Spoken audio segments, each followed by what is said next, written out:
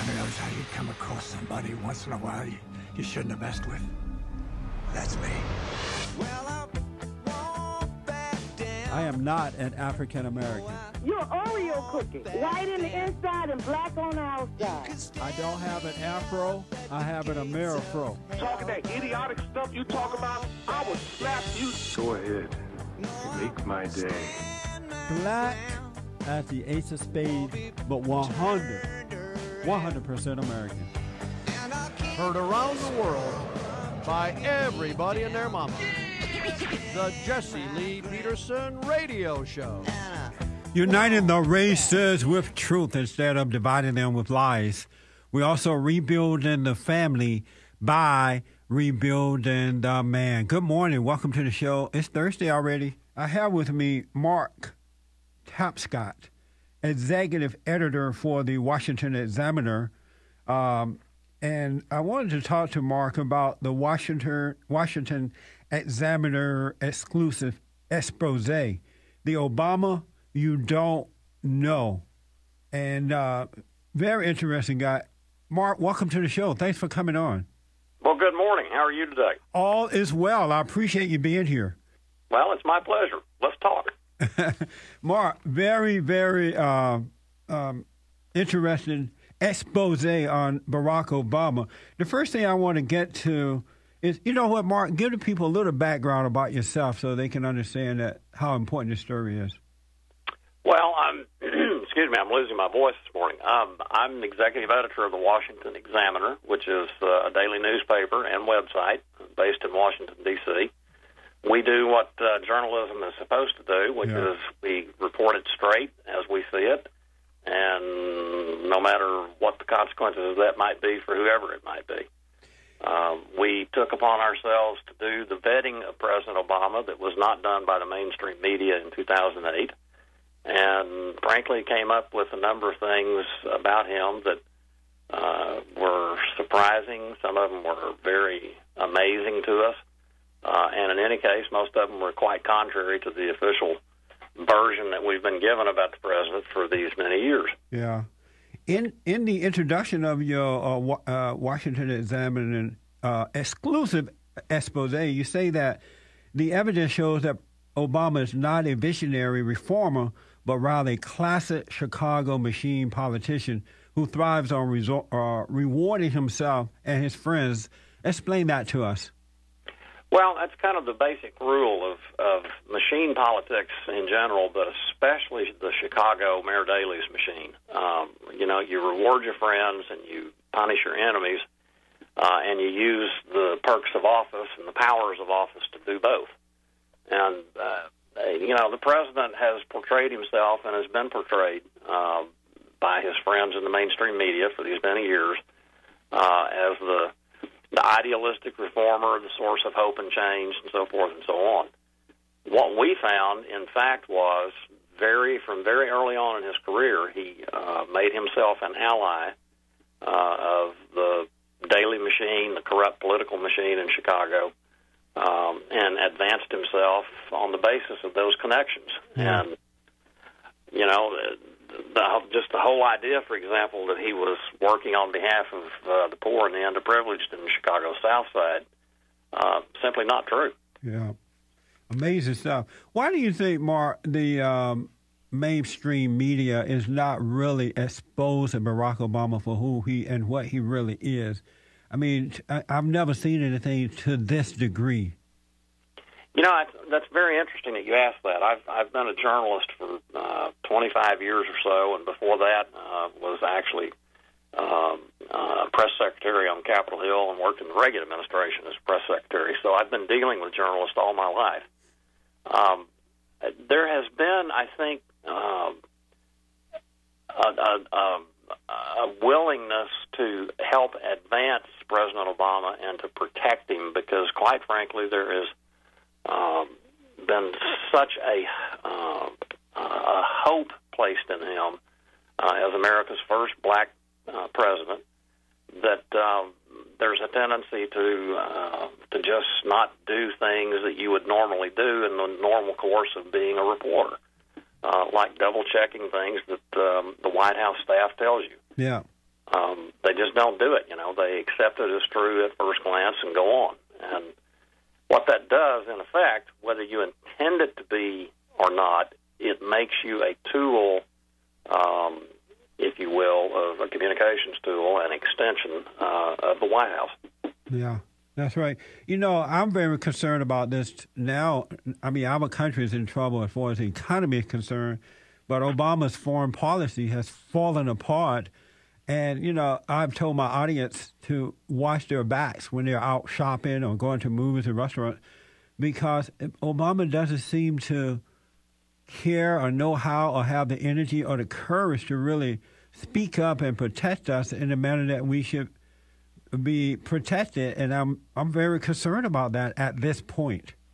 Well, I think we should all be very concerned about that, because there are lots of folks in this world, unfortunately, that hate America and hate Americans and frankly want to see us go away and are quite willing to do whatever they can to make that happen. And, obviously we saw that most vividly on 9/11, but yeah. The assassination of our ambassador in Benghazi, Libya, that was done intentionally and on purpose and meant to send a message to us. It was a terrorist attack, and they won't even say it. They're now trying to say it a little bit, but they wouldn't even announce that it was a terrorist attack.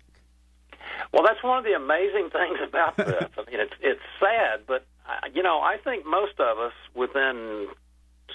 soon after hearing about it, when it first happened, I think most of us said, that looks like a terrorist attack. Yes. Just common sense would tell you it's 9/11. They went after our ambassador. They knew he was going to be there. He was in a vulnerable position, and they killed him. That's a terrorist attack. It's amazing.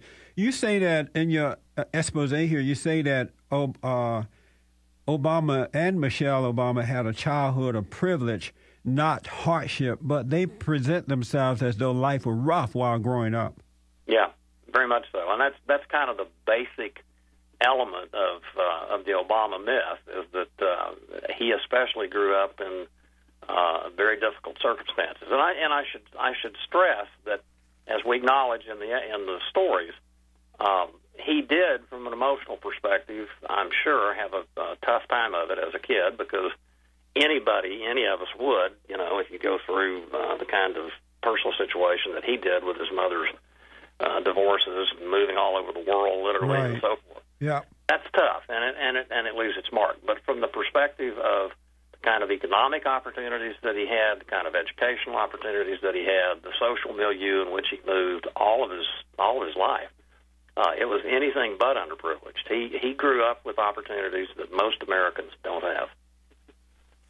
The interesting thing about Obama, too, is that I read, according to your report, that he's never lived in a black neighborhood before. In Chicago, he chose not to live among those communities he would organize. He drove 90 minutes each day from Chicago and back home, but yet he tries to get his impression that he's one of them. That's just one of the little things, quote unquote, little things that we found in the course of our work. That me personally, I was really surprised by that. His first job was as a community organizer in a low-income housing project on the south side of Chicago, and he worked there for several years, but he didn't live there. He lived in an apartment in Hyde Park, which is, that's where the rich white liberals that teach and work at the University of Chicago live. I was really surprised to read that, Mark, when I read. I was too. Let me take a quick break. 888-7753-773, 888-77. Jesse, Mark Tapscott is with me. Back in a moment.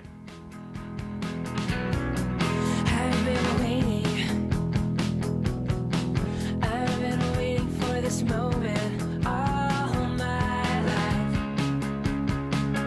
but it's not quite right.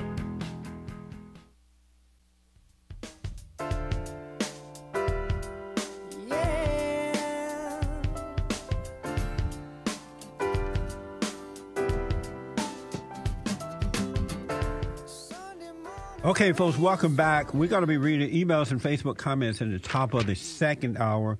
Also taking your phone calls at 888-77-53773. Mark Tapscott is with me, executive editor for the Washington Examiner. It is an honor to have Mark here. He's a very smart man, in my opinion. The Washington Examiner's exclusive exposé, The Obama You Don't Know. You have to read this, folks. It will blow your America off. Mark, how can people get to your website? Very easy. Just get on the Internet and type in WashingtonExaminer.com, and it will take you to our homepage, and you'll see right there on the top, The Obama You Don't Know special report. Click on it, and it'll take you to the whole thing. It is very, very, very interesting, Mark. I want to go quickly back to Obama's childhood, and no, not that, but the fact that he did not live in Chicago while, quote unquote, in the inner city area there while working with the folks. In chapter 4, you write on a defense attorney for a Chicago slumlord. Obama, are you saying that he worked as an attorney helping slumlords? Because there's a report where they threw out a family in the middle of the winter.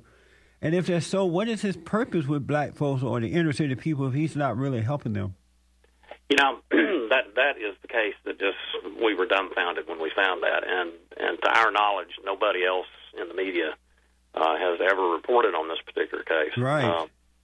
Frankly, because somebody in the Chicago court system dug it up for us and gave it to us. The case, very simply, was Reverend Brazier, who was one of the most prominent preachers in the city of Chicago, was also a real estate developer, or, if you will, a slumlord. He had an apartment complex with 15 families in it on the south side. For one reason or another, the heat went off and the water went off, and he refused to turn it back on. Things got so bad, the city of Chicago even said, look, you got to fix this. He didn't fix it. Reverend Brazier's lawyer just happened to be Barack Obama, and Obama got him off with a $50 fine, even though in the middle of a record cold January in Chicago, he had the people forced to leave. He put them out on the street. It really is an amazing case. It's indicative, though. Obama has told us, all these years that he was a civil rights lawyer. In fact, most of his work as a lawyer in Chicago, before he was elected to the state senate, and thereafter, as long as he was still practicing law, was defending real estate developers, many of whom were making fortunes building low-income, affordable housing that they then let just run down. They didn't manage them or operate them properly, but they got rich. The poor people got the shaft. That is amazing. When I read that last night in preparing for the show, it reminded me of some things I wrote about in my book, Scam, How the Black Leadership Exploits Black America. It's the same manner, it seems to be even more so in the way that Jesse Jackson and others, the so-called civil rights leaders, use black people for their own personal gain, to gain power and wealth. They were not really helping blacks at all, but pretending to be helping them and just taking advantage of them. That's a good point, but I would go even beyond that. It's not just black leadership; it's political leadership in general, liberal black political leadership. Because, to be honest, the Social Security system, for example, is not the best deal that anybody could get in terms of preparing for their retirement. But millions and millions and millions of people think that it is because they've been told over and over and over again by liberals in government that that's the only way they can be taken care of. And so they vote to keep those people in power to protect their Social Security. It's the myth that we'll take care of you if you just do what we ask you to do. Yeah, that's right. A lot of folks think that Barack Obama is a very smart guy. Oh, he's so smart. He's so intelligent. He's so this and that. In Chapter 2, you said the myth of the rock star professor. Apparently, he either took a taught a class or at least worked with a class there for a while as a professor. Back in 1999, only 23% of the students who took Obama's class of racism refused to take it again. Tell us about that class and what happened in that. Was he a professor there or what? Well, he's often referred to himself and is referred to by people in the mainstream media as having been a professor at the University of Chicago Law School.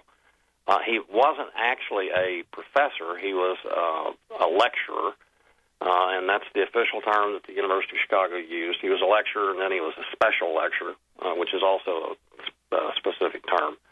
Basically what it meant was he was a part-time instructor, and he did that for a number of years. I think it was 11 years. He taught 3 different classes.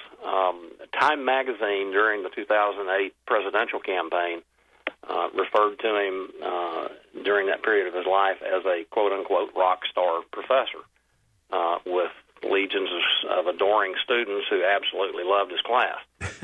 Well, we went and we actually looked at the student evaluations for Obama, and what we found is during the first 2 years when he was doing it, he was pretty popular. He was one of the most popular professors on the law school faculty. But for the rest of his tenure, which was 9 or 10 years, his ratings very steadily went down to the point that in the last 3 or 4 or 5 years, he was among the least popular of the lecturers with the students. And in fact, only about a third of them would recommend to other students that they take his courses. So again, we have this, on the one side, the myth, the rock star professor, but on the other side, when you look beyond the spin, what you find is the fact that, in fact, he was not all that great as a professor. Oh, my God. You know, in a few minutes we have left here, Mark,